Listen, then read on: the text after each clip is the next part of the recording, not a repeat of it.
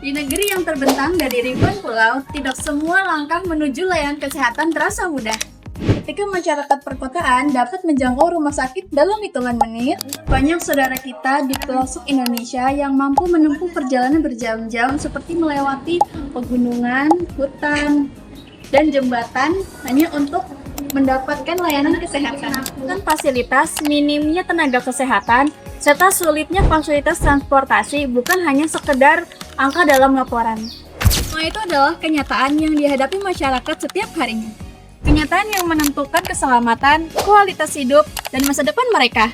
Namun, di balik setiap tantangan pasti selalu ada harapan. Harapan itu hadir melalui langkah-langkah pengabdian para perawat dengan ilmu, empati, dan dedikasi yang tak pernah surut. Mereka menjangkau tempat-tempat yang sulit dijangkau, memberikan pelayanan kesehatan, edukasi, pencegahan penyakit, serta memberikan semangat kepada keluarga yang mereka temui.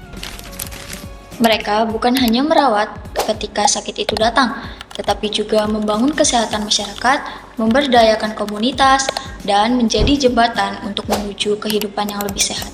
Karena sejatinya, setiap langkah perawat di pelosok negeri adalah langkah menuju Indonesia yang lebih sehat. Di banyaknya penjuru Nusantara, jarak dan kondisi geografis seringkali menjadi hambatan paling utama bagi akses layanan kesehatan. Memahami masalah ini secara jelas penting bagi tindakan yang akan diambil perawat dan kebijakan pemerintah dapat tepat sasaran. Mengapa akses kesehatan di pelosok masih terhambat?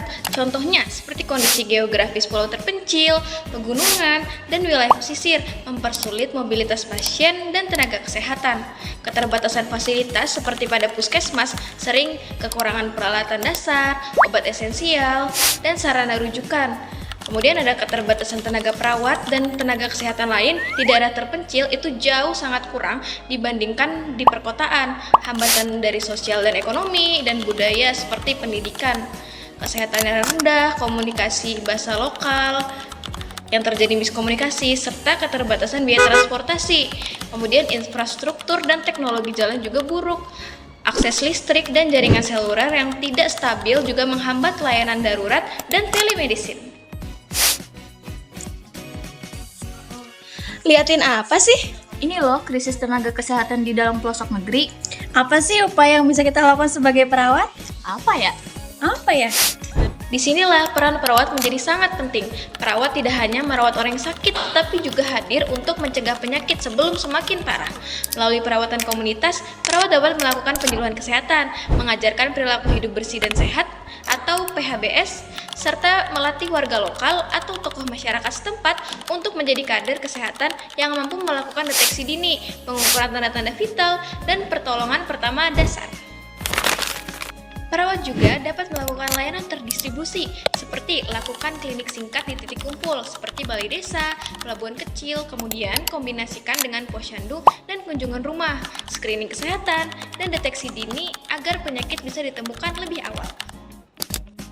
Upaya lainnya seperti memberikan pelayanan dasar dan pertolongan pertama, melakukan triase sederhana untuk menentukan prioritas rujukan, menjadi edukator kesehatan masyarakat, menghubungkan pasien dengan sistem rujukan dan transportasi, serta memberikan dukungan emosional bagi masyarakat.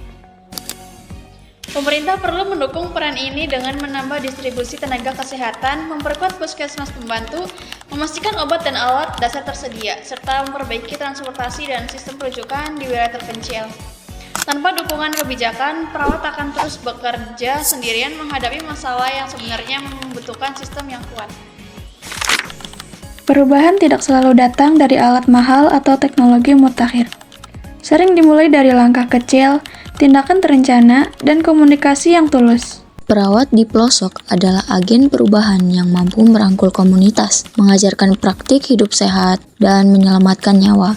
Dengan pemberdayaan lokal dan dukungan sinergis, hambatan geografis, fasilitas, tenaga, budaya, dan teknologi bukanlah akhir cerita, melainkan tantangan yang dapat diatasi satu kunjungan, satu pelatihan, dan satu komunikasi pada satu waktu.